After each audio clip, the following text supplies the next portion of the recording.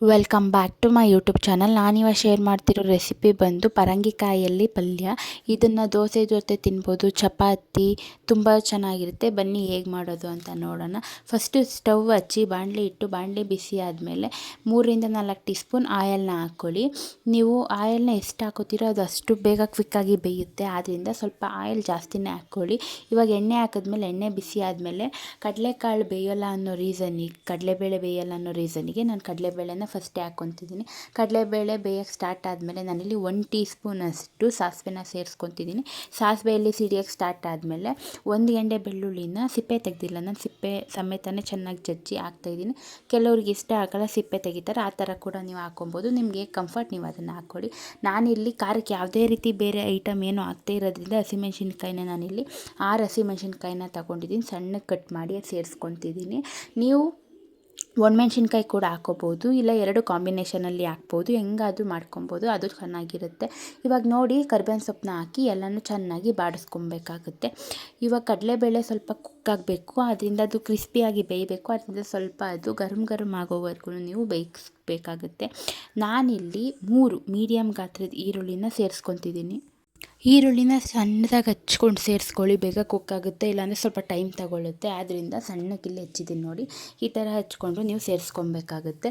ಇವಾಗ ಸ್ವಲ್ಪ ಸಾಲ್ಟ್ನ ಆ್ಯಡ್ ಮಾಡ್ಕೊಳ್ಳಿ. ನಾನಿಲ್ಲಿ ಕಲ್ಲುಪ್ಪನ್ನ ಹಾಕ್ತಿದ್ದೀನಿ, ಏನಕ್ಕೆ ನೀರು ಹಾಕೋದ್ರಿಂದ ಅದು ಬೇಗನೆ ಕುಕ್ ಆಗುತ್ತೆ. ಆದ್ದರಿಂದ ನೀವು ನೀರು ಹಾಕಲ್ಲ ಅನ್ನೋದಾದರೆ ನೀವು ಪುಡಿ ಉಪ್ಪು ಹಾಕ್ಕೊಳ್ಳಿ. ಇಲ್ಲಿ ಪರಂಗಿಕಾಯಿ ಬೇಯಕ್ಕೆ ನಾವು ನೀರು ಹಾಕ್ತೀವಿ, ಆದ್ದರಿಂದ ನಾನಿಲ್ಲಿ ಕಲ್ಲುಪ್ಪನ್ನೇ ಹಾಕ್ಕೊಂಡಿದ್ದೀನಿ. ಕಲ್ಲುಪ್ಪು ಹಾಕಿದ್ರೆ ಟೇಸ್ಟ್ ಚೇಂಜ್ ಇರುತ್ತೆ ಅಂತ ಹೇಳ್ತಾರೆ, ಅದು ನಿಜ ಕೂಡ ಹೌದು. ಅದು ಪುಡಿ ಉಪ್ಪಿಗಿನ್ನ ಕಲ್ಲುಪ್ಪು ಎಕ್ಸ್ಟ್ರಾ ಲೆವೆಲಲ್ಲಿ ಟೇಸ್ಟ್ ಕೊಡುತ್ತೆ ಅಂತಲೇ ಹೇಳ್ಬೋದು.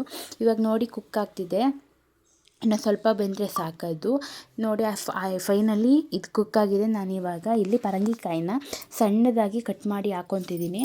ಅದು ತುಂಬ ಮಂದ ಇರೋದ್ರಿಂದ ಮತ್ತು ಗಟ್ಟಿ ಇರೋದ್ರಿಂದ ಬೇಯಲ್ಲ, ಆದ್ದರಿಂದ ನೀವು ಸಣ್ಣದಾಗಿ ಕಟ್ ಮಾಡ್ಕೊಂಡು ಹಾಕ್ಕೊಳ್ಳಿ. ಸ್ವಲ್ಪ ದಪ್ಪ ಪೀಸ್ ಮಾಡಿ ಹಾಕ್ಕೊಂಡ್ರೆ ಅದು ಬೇಯಲ್ಲ, ತುಂಬ ಟೈಮ್ ತಗೊಂಡ್ಬಿಡುತ್ತೆ. ಆದ್ದರಿಂದ ಈ ಥರ ಸಣ್ಣದಾಗಿ ಕಟ್ ಮಾಡಿ ನೀವು ಹಾಕ್ಕೊಬೇಕಾಗುತ್ತೆ.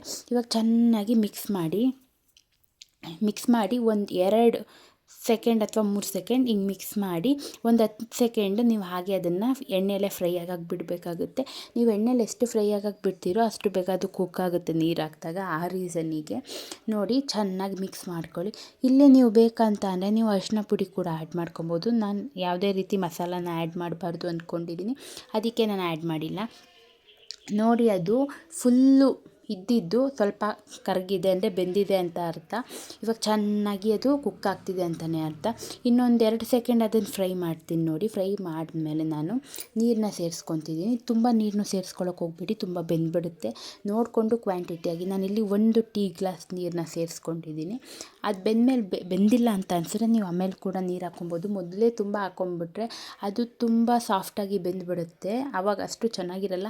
ಅದು ಸ್ವಲ್ಪ ಗಟ್ಟಿಯಾಗಿ ಕೂಡ ಇರಬೇಕು, ತುಂಬ ಸಾಫ್ಟಾದರೆ ಚೆನ್ನಾಗಿರಲ್ಲ. ಆ ರೀಸನ್ನಿಗೆ ನೋಡಿ ಇವಾಗ ಬೇಯ್ತಿದೆ ಅಲ್ವಾ, ಇದನ್ನು ಇವಾಗ ಮೀಡಿಯಮ್ ಫ್ಲೇಮಲ್ಲಿಟ್ಟು 1 ನಿಮಿಷ ಚೆನ್ನಾಗಿ ಕುಕ್ ಮಾಡಬೇಕಾಗುತ್ತೆ. ನೀವು ಹೈ ಫ್ಲೇಮಲ್ಲಿ ಇಟ್ಬಿಡಿ, ಹೈ ಫ್ಲೇಮಲ್ಲಿ ಇಟ್ಟರೆ ಏನಾಗುತ್ತೆ ಅಂದರೆ ನೀರು ಬೇಗ ಆವಿಯಾಗಿಬಿಡುತ್ತೆ. ಆದ್ದರಿಂದ ನೋಡಿ ಇವಾಗ ಆಲ್ಮೋಸ್ಟ್ ಇಲ್ಲಿ ಪರಂಗಿಕಾಯಿ ಕೂಡ ಕುಕ್ ಆಗಿದೆ. ನಾನಿಲ್ಲಿ ತೆಂಗಿನಕಾಯಿ ತುರಿನ ಸೇರಿಸ್ಕೊತಿದ್ದೀನಿ. ಇಲ್ಲಿ ಅರ್ಧ ಹೋಳು ತೆಂಗಿನಕಾಯಿ ತುರಿನ ತುರಿದು ನಾನಿಲ್ಲಿ ಸೇರಿಸ್ಕೊತಿದ್ದೀನಿ.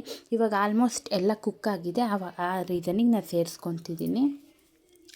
ಇದಂತೂ ಚಪಾತಿ ಜೊತೆ, ಪೂರಿ ಜೊತೆ, ದೋಸೆ ಜೊತೆ ಒಳ್ಳೆ ಕಾಂಬಿನೇಷನ್ ಅಂತಲೇ ಹೇಳ್ಬೋದು. ಒಳ್ಳೆ ಹೆಲ್ತಿ ವೆಯ್ಟ್ ಗೇನ್ ರೆಸಿಪಿ ಇದು. ಇದನ್ನು ತಿನ್ನೋದ್ರಿಂದ ವೈಟ್ ಪ್ಲೇಟೆಡ್ ಕೂಡ ಹೆಚ್ಚಾಗುತ್ತೆ. ಪರಂಗಿಕಾಯಿನ ಕಮ್ಮಿ ಇರೋರು ಟ್ರೈ ಮಾಡಿ, ಇದು ಒಳ್ಳೆ ರೆಸಿಪಿ ಅಂತಲೇ ಹೇಳ್ಬೋದು. ತುಂಬ ಟೇಸ್ಟಾಗಿರುತ್ತೆ. ನೋಡಿ ಫೈನಲಿ ರೆಡಿ ಆಯಿತು. ಇದೆಷ್ಟು ಚೆನ್ನಾಗಿರುತ್ತೆ ಅಂದರೆ ನೀವು ತಿಂದು ನೋಡಿ, ನಿಜವಾಗ್ಲೂ ಸಖತ್ತಾಗಿರುತ್ತೆ.